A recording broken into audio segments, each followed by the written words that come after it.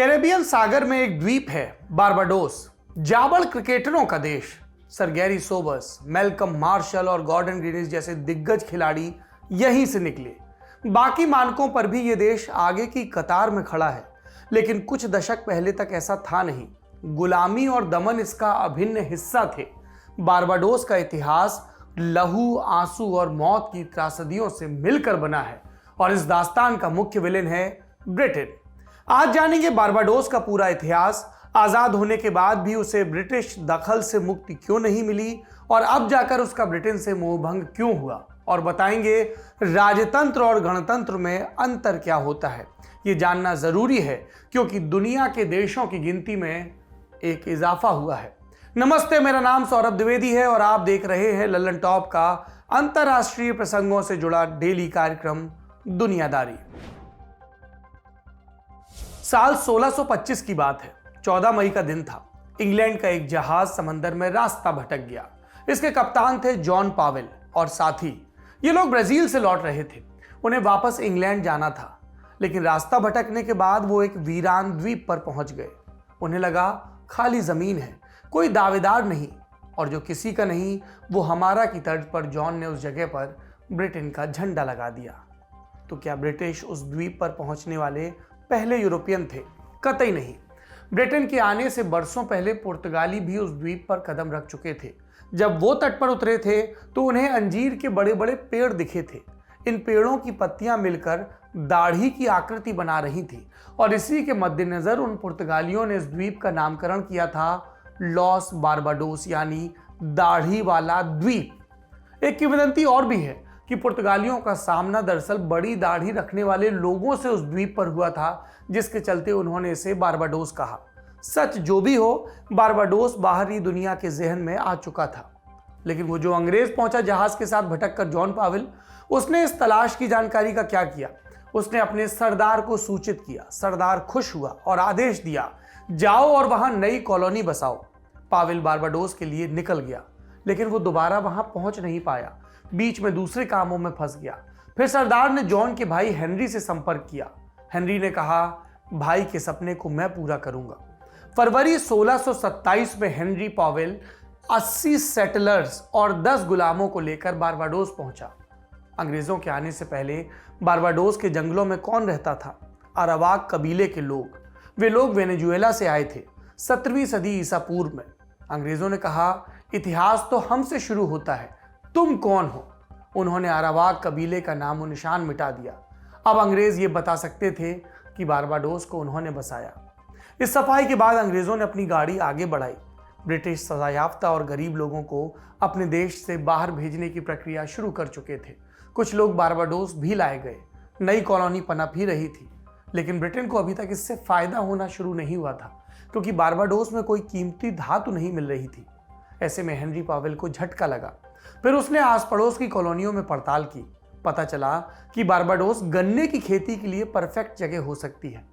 उस समय ब्रिटेन में चीनी यानी शक्कर किसी कीमती धातु के बराबर मानी जाती थी। इसे उजला सोना कहा जाता था। ऐसे में अगर गन्ने की अच्छी फसल होती तो अच्छा पैसा मिलता।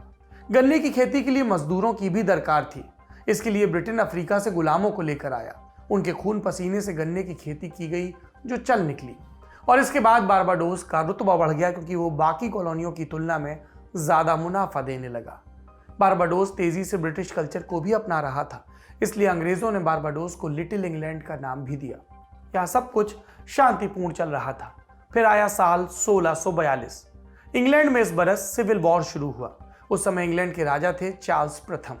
सिविल वॉर के बीच में उनका तख्ता पलट हो गया और उनको कुर्सी से बेदखल करने वाला उनका ही मातहत था, जिसका नाम था ओलिवर क्रॉमवेल।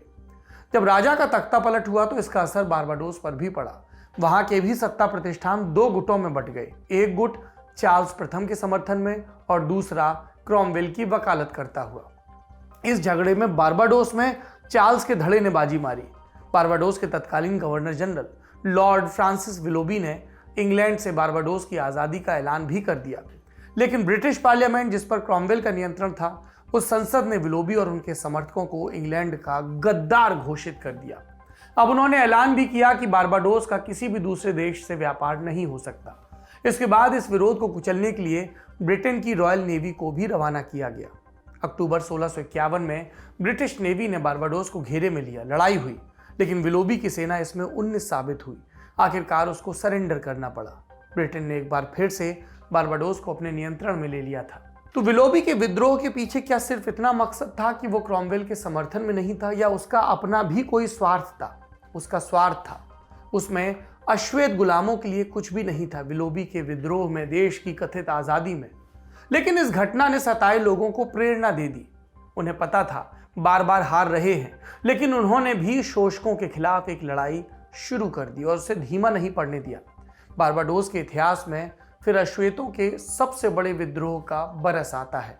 इस घटना से कई दशक बाद, सदी बाद, ये साल था 1816 का और इसकी शुरुआत होती है नवंबर 1815 में। इस बरस बारबाडोस की असेंबली में इंपीरियल रजिस्ट्री बिल लाने की बात चली। इसमें क्या था? गुलामों का रजिस्ट्रेशन किया जाना था। गुलामों को लगा कि ये बिल आएगा, कानून आएगा तो उन्हें आज़ादी मिलेगी, लेकिन ये बिल चर्चा के बाद रिजेक्ट कर दिया गया। इससे गुलाम दहशत में आ गए। उन्हें महसूस हुआ कि हम कभी आज़ाद नहीं हो पाएंगे, और इस डर से गुलामों ने विद्रोह का प्लान तैयार किया। अलग अलग प्लांटेशन से लीडर चुने गए। छिपकर वो जमा होते और विद्रोह की प्लानिंग करते। कई महीनों तक ये चला और आखिरकार अप्रैल 1816 में ईस्टर संडे की रात उन्होंने अपना काम शुरू किया। सबसे पहले सेंट फिलिप में खेत में आग लगाई गई। ये विद्रोह की शुरुआत का संकेत था। जल्द ही ये आग पूरे बारबाडोस में फैल गई। गोरे अंग्रेज मालिक राजधानी ब्रिजटाउन भागे। 3 दिनों तक हिंसा का तांडव चला। फिर मार्शल लॉ का ऐलान किया गया। ब्रिटिश आर्मी और भाड़े के लठैतों ने मिलकर विद्रोह को दबा दिया और इसके बाद दमन का वीभत्स दौर चला। बारबाडोस में 80 दिनों तक मार्शल लॉ लागू रहा। इस दौरान 200 से ज्यादा गुलामों को मौत की सजा दी गई। 200 को देश निकाला भी। इसके अलावा जो बाकी बचे थे उन्हें बेमतलब का टॉर्चर मिलता रहा। इस विद्रोह का सबसे खास आदमी था बुसा। उसे अफ्रीका से लाया गया था। कहा जाता है कि उसी ने पूरी क्रांति का नेतृत्व किया था और उसी के नाम पर 1816 की इस क्रांति को बुसा रिवोल्ट, बुसा विद्रोह के नाम से जाना जाता है। बुसा विद्रोह के बाद भी ब्रिटिश शासन के खिलाफ बारबाडोस में 2 बड़ी बगावतें हुई, पर वो भी असफल साबित हुई। सेकेंड वर्ल्ड वॉर के बाद ब्रिटेन के लिए कॉलोनियों में शासन करना मुश्किल साबित हो रहा था और इसी क्रम में 30 नवंबर 1966 को ब्रिटेन ने बारबाडोस को भी आज़ाद कर दिया। पर इस देश में एक पेच कायम रहा आज़ादी के साथ। बारबाडोस को आज़ादी तो मिली थी, लेकिन कई चीज़ों में ब्रिटेन का दखल इस आज़ादी के बाद भी बरकरार रहा। इसमें सबसे बड़ा था हेड ऑफ द स्टेट का पद। ये पद ब्रिटिश क्राउन के पास बना रहा। अब सवाल ये कि आज बारबाडोस की कहानी क्यों? क्योंकि आज़ाद होने के 55 बरस बाद बारबाडोस ने ब्रिटेन से नाता तोड़ लिया है पूरी तरह से। अब से ब्रिटिश क्राउन बारबाडोस का हेड ऑफ द स्टेट नहीं होगा। बारबाडोस दुनिया का सबसे नया गणतंत्र रिपब्लिक बन गया है। अब ये गणतंत्र की परिभाषा क्या है? गणतंत्र में राष्ट्राध्यक्ष जनता या जनता के प्रतिनिधि के द्वारा चुना जाता है। गणतंत्र में हेड ऑफ द स्टेट का पद वंशानुगत नहीं होता है, इसीलिए ब्रिटेन गणतंत्र नहीं है। 30 नवंबर को बारबाडोस की राजधानी ब्रिजटाउन में एक कार्यक्रम का आयोजन हुआ। इसमें डेमा सेंड्रा मेसन को राष्ट्रपति पद की शपथ दिलाई गई।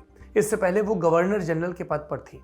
इस मौके पर उन्होंने भाषण दिया और कहा, रिपब्लिक बारबाडोस अपने नए मिशन पर निकल चुका है। मैं ईश्वर से कामना करती हूँ कि वो सभी तूफानों से जूझते हुए हमारे मुल्क को मंजिल तक पहुंचाए। इस मौके पर ब्रिटेन के प्रतिनिधि के तौर पर प्रिंस चार्ल्स भी आए थे। उन्होंने कहा, इतिहास के अंधकार भरे दिनों और गुलामी के दर्दनाक अत्याचार हमारे इतिहास का दाग है। बारबाडोस के लोगों ने उस दौर को भुलाकर अपने लिए एक नया मुकाम चुना है। उन्हें शुभकामनाएं। बारबाडोस का ब्रिटेन से ये मोहभंग कोरोना के वक्त से शुरू हुआ था। उसका आरोप था कि सदियों तक मेवा खाने के बावजूद जरूरत के वक्त ब्रिटेन ने मदद से हाथ पीछे खींच लिया। आबादी का एक धड़ा यह भी मानता है कि अगर हमें अपने ही दम पर सब कुछ करना है तो सांकेतिक शासन ब्रिटिश क्राउन का क्यों बना रहे। सितंबर 2021 में इसकी मुनादी पीटी गई, ऐलान किया गया और आज़ादी की 55वीं सालगिरह पर बारबाडोस ने इसे औपचारिक रूप भी दे दिया। अब आपने इतना इतिहास जान लिया, थोड़ा सा भूगोल भी जान लें। बारबाडोस की आबादी लगभग 3 लाख की है। वो कैरेबियन के सबसे संपन्न देशों में एक है। कैरेबियन में अभी भी कई देश ऐसे हैं जिन्होंने ब्रिटिश क्राउन को राष्ट्राध्यक्ष का दर्जा दिया है, लेकिन बारबाडोस के बाद उम्मीद है कि वो भी नई राहें तलाशेंगे। बारबाडोस के चैप्टर को यहीं पर रोकते हैं। अब चलते हैं एक ग्लोबल अफेयर की तरफ, वैश्विक समस्या। इस समय कोरोना का नया ओमिक्रॉन वेरिएंट चर्चा में है। सबसे पहले साउथ अफ्रीका में पकड़ में आया ओमिक्रॉन को अब तक मिले सभी कोरोना वेरिएंट्स का सरदार बताया जा रहा है। तेजी से फैलता है। आशंका है कि उपलब्ध वैक्सीन या पुराने संक्रमण से मिली इम्यूनिटी को भी यह आसानी से भेज सकता है। WHO ने ओमिक्रॉन को वेरिएंट ऑफ कंसर्न घोषित किया है, यानी गंभीरता से लेने की जरूरत है। कई देशों ने गंभीरता से लेते हुए ट्रैवल बैन और लॉकडाउन का ऐलान भी किया। हमने 29 नवंबर की दुनियादारी में ओमिक्रॉन के खतरे और नामकरण पर मची रार के बारे में आपको विस्तार से बताया था। आप आज की दुनियादारी के डिस्क्रिप्शन में भी उसका लिंक देख सकते हैं। आज हम ओमिक्रॉन पर आए और अपडेट्स की बात करेंगे। इस वेरिएंट से प्रभावित देशों की संख्या 19 तक पहुंच गई है। इस वेरिएंट का पहला मामला 24 नवंबर को साउथ अफ्रीका में पकड़ में आया था। अभी तक इस वेरिएंट से किसी के भी मरने की खबर नहीं है।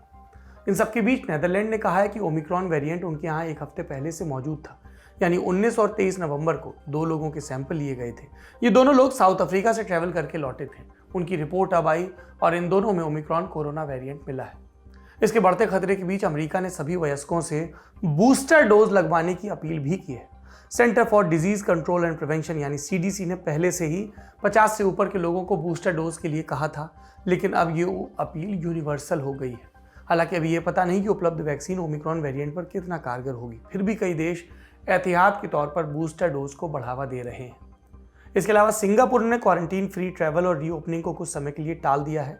ओमिक्रॉन वेरिएंट से संक्रमित होने वालों को होम आइसोलेशन के बजाय सरकारी अस्पताल में भर्ती होना होगा। साथ ही बाहर से आने वाले यात्रियों को RT-PCR कोरोना टेस्ट भी अनिवार्य कर दिया गया है।